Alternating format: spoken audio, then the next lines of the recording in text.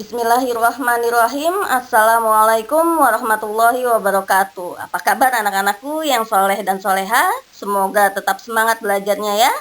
Jangan lupa untuk selalu menjaga kesehatan.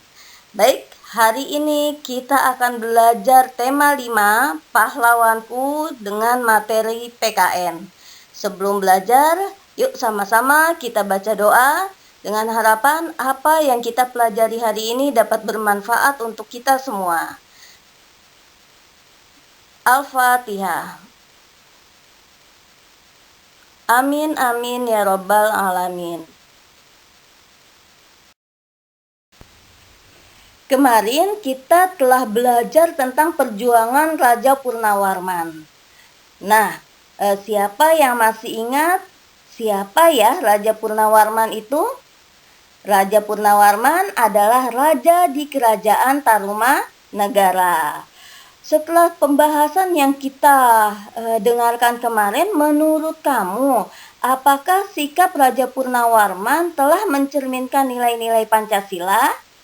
Untuk mengetahui lebih jelasnya, yuk kita perhatikan ringkasan berikut ini. Raja Purnawarman membangun saluran air untuk kesejahteraan rakyatnya. Dengan adanya saluran air tersebut, ladang para petani tidak kekeringan pada musim kemarau. Raja Purnawarman juga membasmi perompak. Tindakan ini membuat kerajaan Tarumanegara menjadi aman. Nah, dari ringkasan berikut ini, dari ringkasan yang tadi kita ketahui apa yang dilakukan oleh Raja Purnawarman sungguh begitu mulia. Beliau lebih mengutamakan kepentingan rakyatnya dibanding kepentingan dirinya. Raja Purnawarman juga sangat bijaksana dalam menyelesaikan berbagai permasalahan yang dihadapi bangsanya. Terbukti dari kebijakan beliau untuk membangun berbagai sarana perairan untuk kesejahteraan rakyatnya. Selain itu, beliau juga berani untuk langsung memimpin armada angkatan lautnya dalam membasmi perompak yang mengancam keamanan rakyatnya. Sikap Raja Purnawarman mencerminkan nilai-nilai Pancasila, yaitu sila keempat. Siapa yang sudah hafal bunyi sila keempat? Insya Allah semuanya sudah hafal ya. Yuk kita sama-sama ucapkan atau bacakan bunyi sila keempat. Kerakyatan yang dipimpin oleh hikmah kebijaksanaan dalam permusyawaratan perwakilan. Nah, makna dari sila tersebut adalah yang pertama, mendahulukan kepentingan dan tujuan bersama. Yang kedua, cinta permusyawaratan dan demokrasi. Yang ketiga, bijak dalam menyelesaikan masalah. Kamu juga pasti sudah tahu nih, apa simbol dari sila keempat Pancasila? Ya, kepala banteng. Ya, lambang dari sila keempat Pancasila adalah kepala banteng. Tapi kenapa ya kok yang dipilih kepala banteng? Kenapa bukannya kepala harimau atau bukan kepala dinosaurus? Kenapa juga tidak kepala gajah yang lebih besar? Nah, pemilihan kepala banteng sebagai lambang sila keempat itu dikarenakan yang pertama, banteng merupakan hewan sosial yang suka berkumpul. Ya, jadi tidak ada banteng yang pergi sendirian. Ya, mereka selalu pergi bareng-bareng dengan teman-temannya.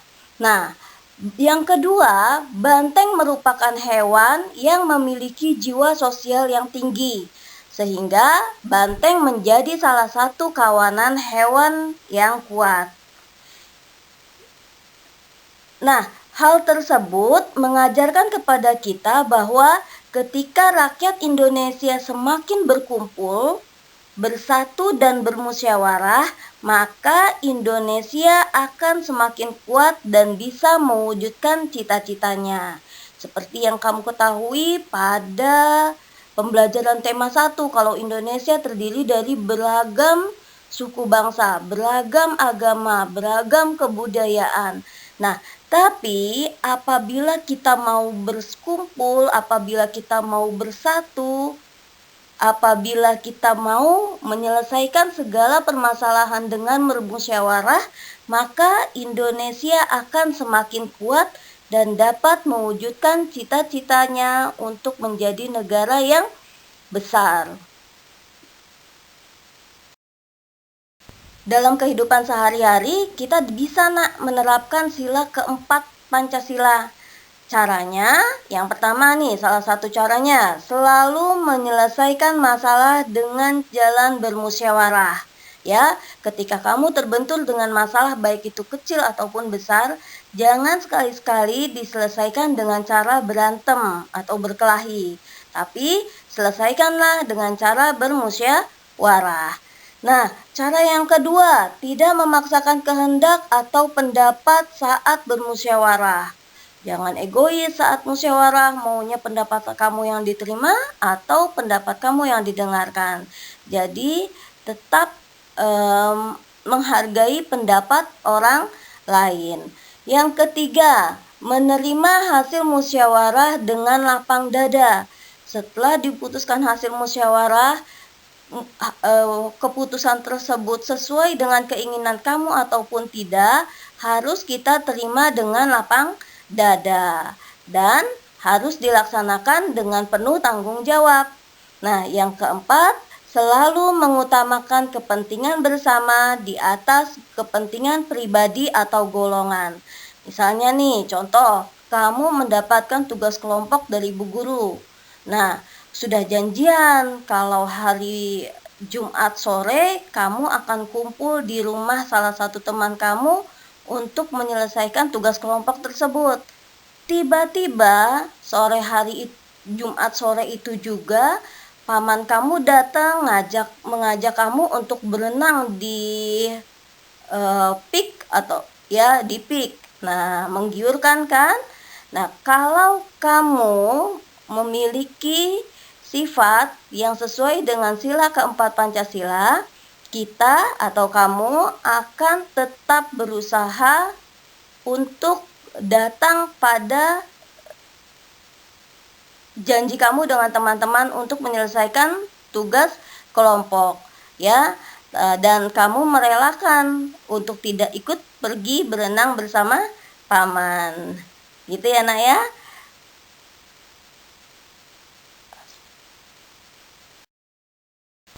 Coba siapa yang tahu siapa ya orang yang ada dalam gambar?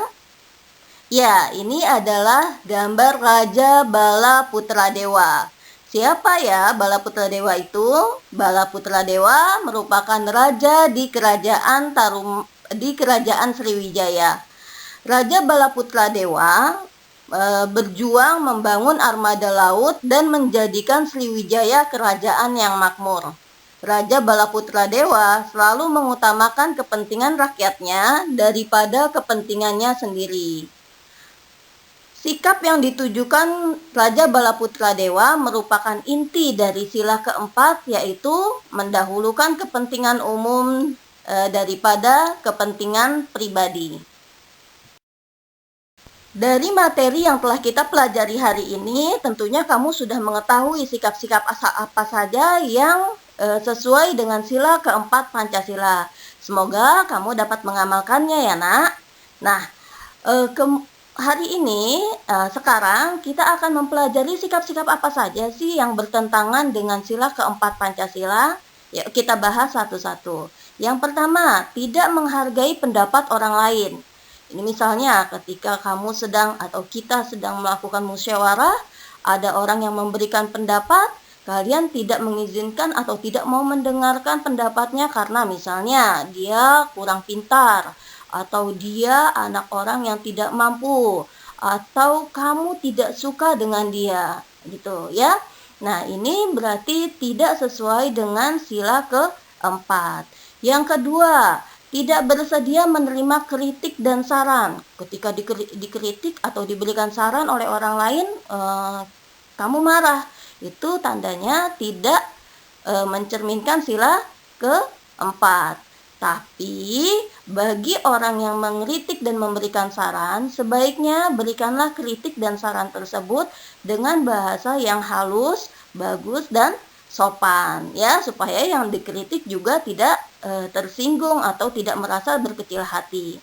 Nah, yang ketiga, membuat keputusan yang mementingkan diri sendiri. Ya, ketika sebagai ketua rapat misalnya, memberikan keputusan hasil rapat yang menguntungkan dirinya sendiri, tidak menguntungkan kepentingan bersama. Nah, itu tidak boleh ya. Yang keempat, bersikap sewenang-wenang terhadap orang lain. Nah, contoh bersikap sewenang-wenang.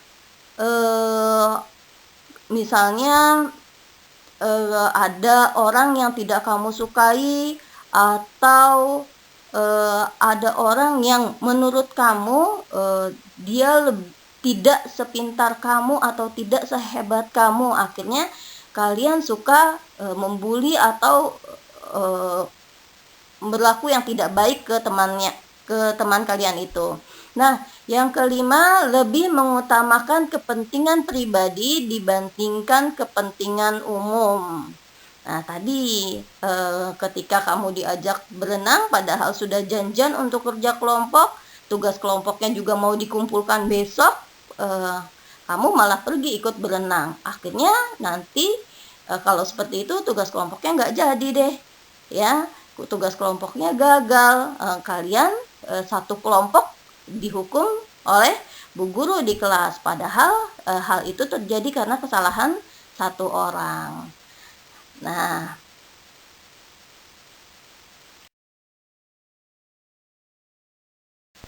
setelah kita mempelajari perjuangan Raja Purnawarman dan Raja Balaputra Dewa, mungkin anak-anak berpikir, ada tidak ya tokoh masa kini yang memiliki jiwa kepahlawanan seperti mereka? Kalau kalian penasaran, yuk coba buka buku paketnya, subtema 2 halaman 61 dan 62. Dibaca dulu ya nak. Setelah kamu membaca kisah tadi, apa yang dapat kamu ambil atau petik dari kisah tersebut?